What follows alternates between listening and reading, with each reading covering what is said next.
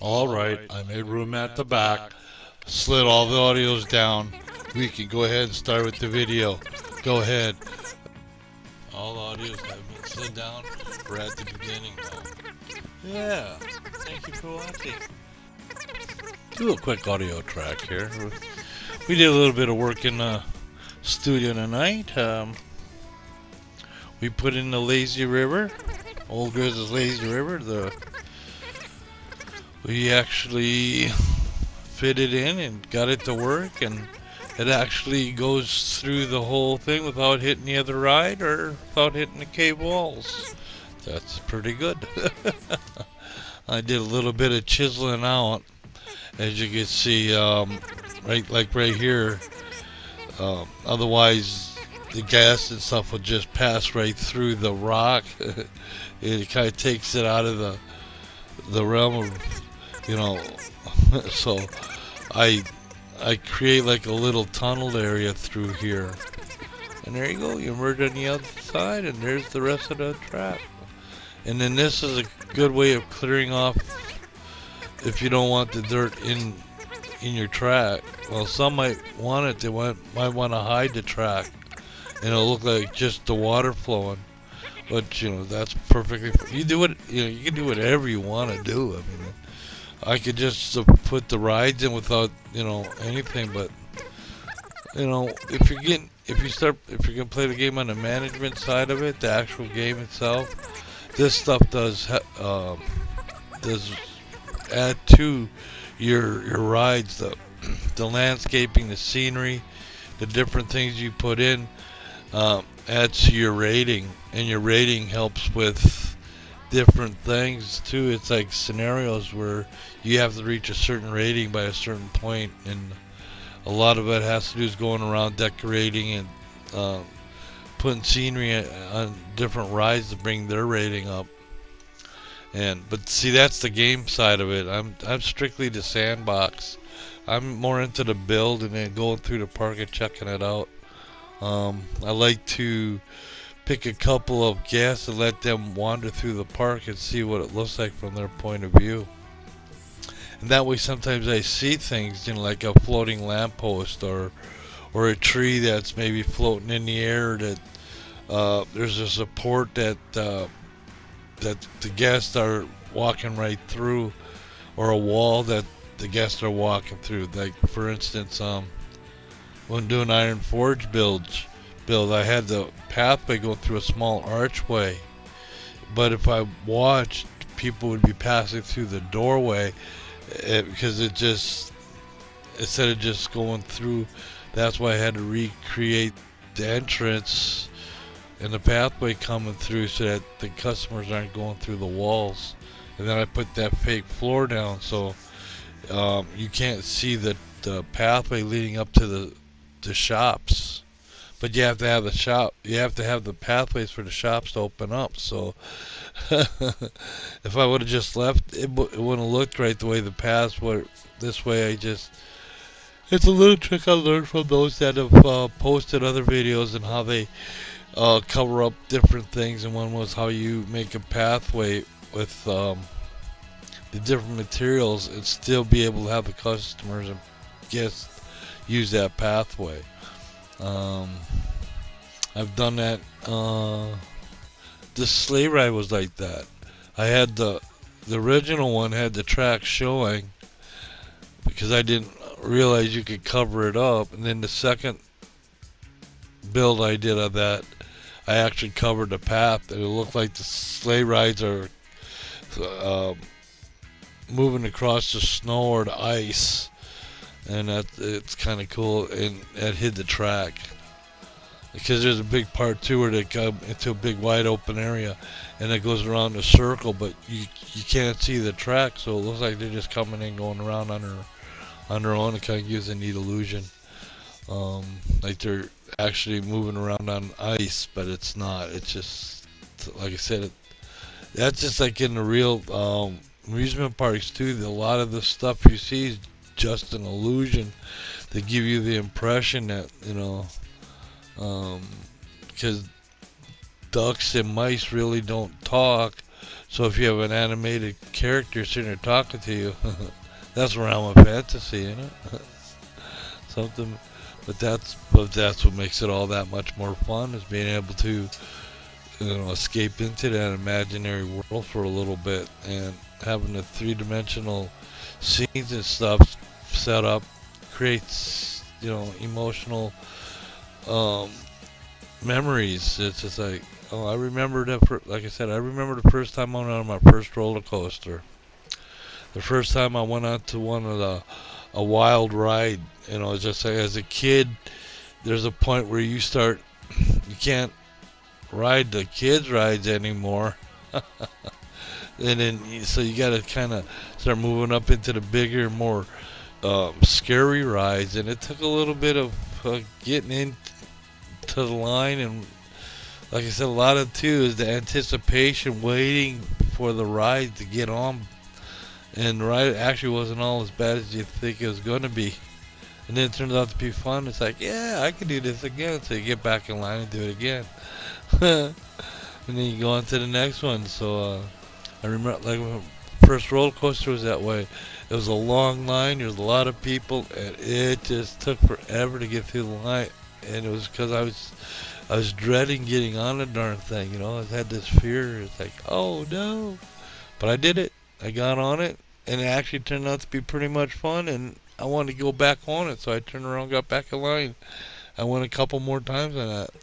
And like I said, the hardest part of the whole thing was the wait, the anticipation, and it's the first time when you didn't know what was going to happen, and you just sat there.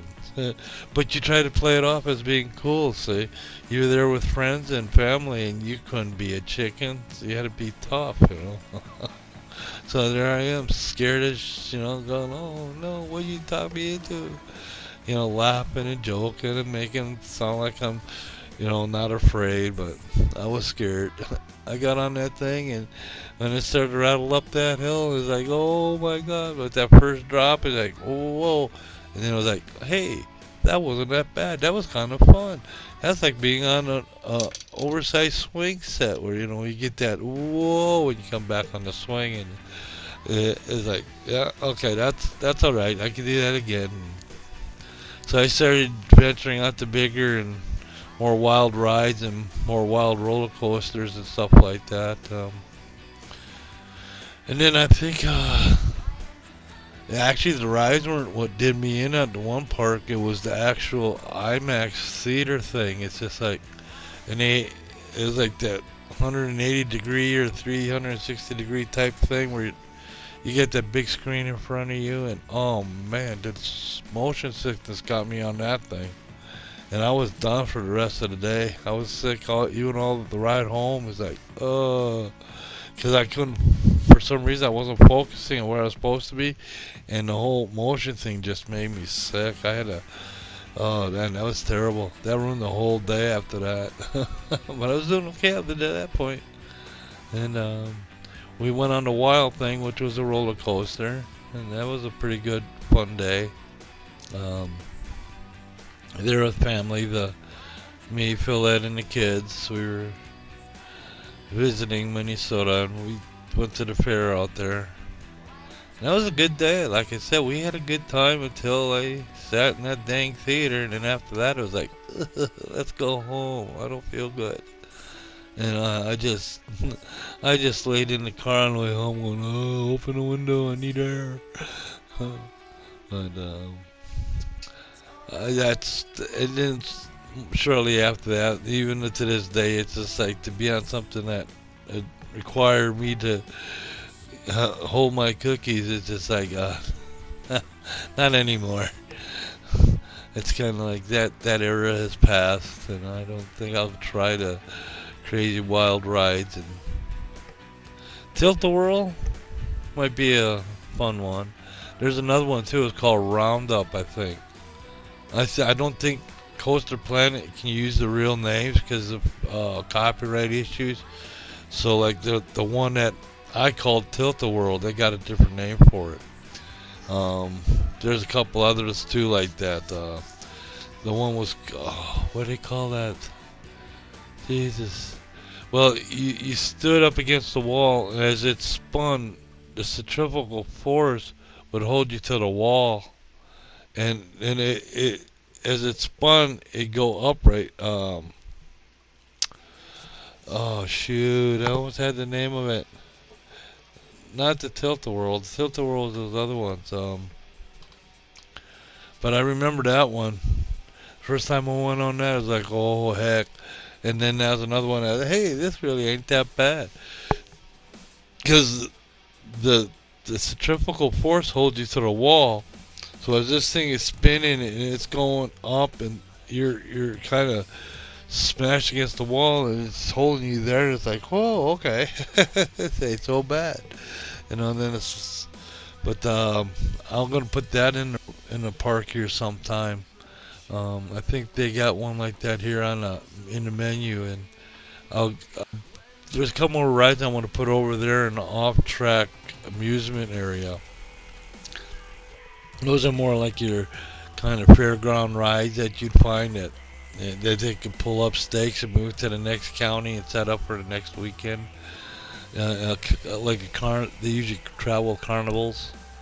Um, so those kind of little rides, like the little kiddie rides where they can fold them up and then move to the next place and unfold them and then set them up, and then they run them for Friday and Saturday, tear them down Sunday, and get ready to head to the next place for Monday to start setting up again.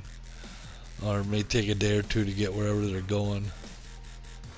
A lot of travel, being in different places almost every weekend.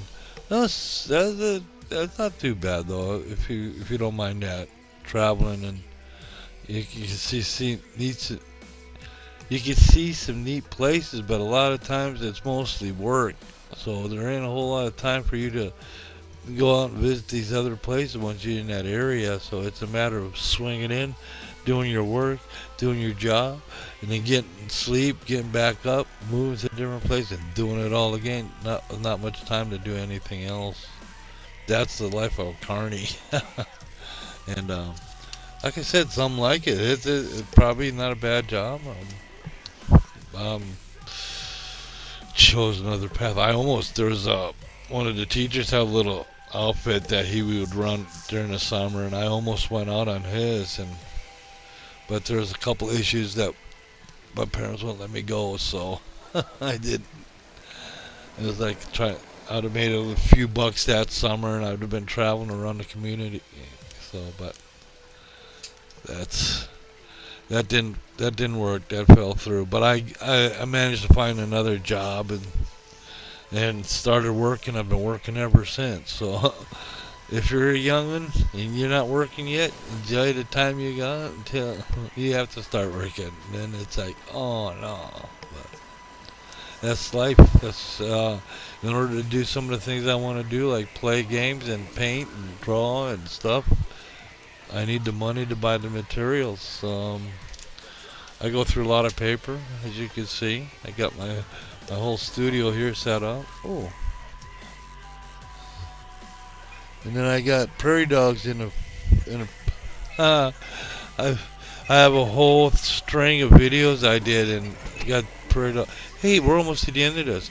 Hey, thanks for watching. I'm going to pass it on to the others, and they'll carry the audio from here. Yes, thank you for watching. I think that's more than take 5. I think we're on like take 8. Thank you for watching. That last audio stop has been moved. It's been moved to. Oh shoot! It's at 14:49. We got another 10 seconds yet to say from Yili Studio and Sons. Fill it in, OelGrez. Want to thank you for watching, and everybody be safe. We'll come back and we'll do some more work, and we'll finish up the Bandit's Cave. We'll close her up, and then we'll have our dark ride, and we'll work on a Minecraft area maybe, or something else. I have 5 seconds to say something. What should I say? Should I say something? Yeah, go ahead. Something.